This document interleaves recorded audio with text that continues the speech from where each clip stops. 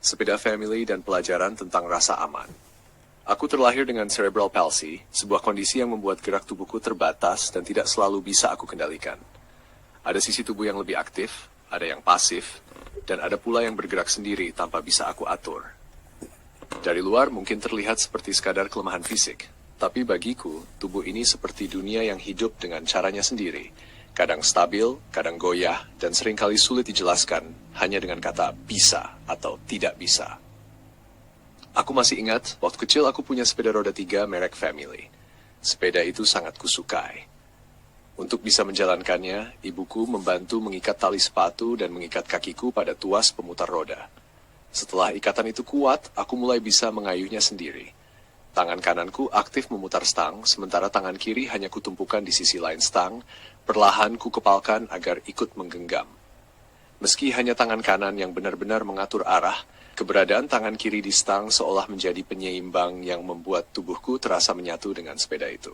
Begitu aku mulai mengayuh, kaki kananku menarik dan menekan tuas pemutar roda dengan ritme yang tak tentu, kadang cepat, kadang tersendat. Tapi dari gerakan kaki kanan itulah, kaki kiriku ikut bergerak mengikuti. Seolah tubuhku sedang belajar berkoordinasi dengan caranya sendiri, menciptakan harmoni sederhana antara yang aktif dan yang pasif. Meski tampak tidak seimbang, aku merasa seolah seluruh tubuhku sedang bekerja sama untuk satu tujuan, tetap bisa melaju ke depan. Ada satu hal yang paling kuingat saat bermain sepeda itu, cara aku berbalik arah. Anak-anak lain biasanya menurunkan kaki, menuntun sedikit, lalu memutar sepeda. Tapi aku tidak bisa melakukannya. Jadi aku menemukan caraku sendiri. Aku bermanuver seperti orang yang sedang memutar balik mobil. Perlahan, hati-hati, sambil mengatur arah stang dengan sudut tertentu, sampai sepeda benar-benar menghadap ke arah sebaliknya.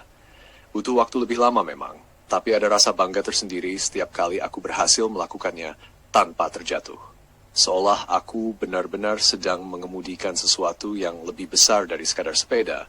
Aku sedang mengendalikan diriku sendiri. Namun aku tidak pernah bisa melepaskan kedua tangan sekaligus. Jika aku melepaskan satu tangan, yang satu masih harus berpegang. Kalau keduanya lepas, tubuhku langsung terasa seperti akan jatuh. Aneh memang, karena sebenarnya aku masih duduk di atas sadel, tapi sensasinya seperti kehilangan kendali penuh atas gravitasi.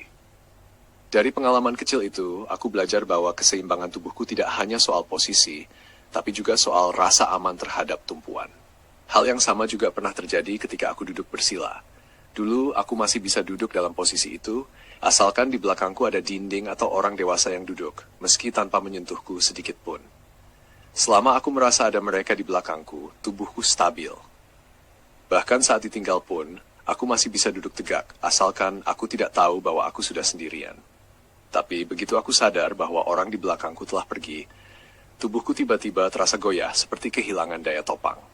Padahal posisiku sama sekali tidak berubah. Orang dewasa waktu itu sering menganggap aku hanya penakut. Beberapa bahkan sengaja meninggalkanku diam-diam hanya untuk membuktikan bahwa aku sebenarnya bisa duduk sendiri.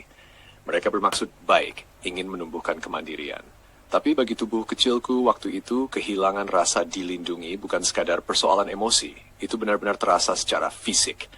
Rasanya seperti keseimbangan yang tiba-tiba lenyap bersama rasa aman. Kini aku sudah tidak lagi mengalami hal semacam itu. Aku lebih sering duduk bersimpuh, dengan tangan bertumpu di lantai atau di meja di depanku. Tubuhku lebih stabil, dan aku sudah lebih memahami batas-batas serta irama yang dimiliki tubuhku sendiri. Tapi setiap kali mengenang masa kecil itu, aku sadar bahwa tubuhku selalu punya cara unik untuk berkomunikasi.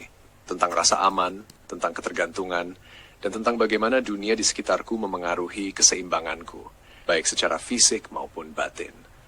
Mungkin itulah sebabnya hingga kini aku sangat peka terhadap rasa aman. Karena tubuhku sejak kecil sudah belajar bahwa keamanan bukan hanya soal keberanian, tapi soal kehadiran. Bahwa terkadang aku bisa lebih kuat bukan karena benar-benar mandiri, tapi karena aku tahu ada yang bisa aku andalkan, bahkan tanpa sentuhan sekalipun. Catatan reflektif dan edukatif. Bagi banyak anak dengan kondisi seperti cerebral palsy, reaksi tubuh seringkali menjadi bentuk komunikasi yang lebih jujur daripada kata-kata. Saat tubuh tiba-tiba goyah, tegang, atau kehilangan keseimbangan, bukan berarti anak takut atau tidak mau mencoba. Bisa jadi tubuhnya sedang memberi sinyal bahwa ia kehilangan rasa aman yang selama ini menjadi penopang kestabilan geraknya. Dalam situasi seperti itu, orang dewasa sebaiknya tidak langsung menantang atau meninggalkan anak untuk menguji keberanian. Sebaliknya, mereka bisa memberi dukungan yang tenang dan konsisten. Tetap berada di sekitar anak, berbicara lembut, atau sekadar memastikan bahwa anak tahu ia tidak sendirian. Kehadiran itu, meski tanpa sentuhan, bisa menjadi jangkar keseimbangan yang sangat berarti. Kemandirian tidak tumbuh dari rasa takut ditinggalkan, melainkan dari rasa aman yang membuat anak berani mencoba. Dan untuk anak-anak seperti aku, rasa aman itu bukan kelemahan. Ia justru fondasi dari setiap kemampuan yang perlahan bisa berkembang.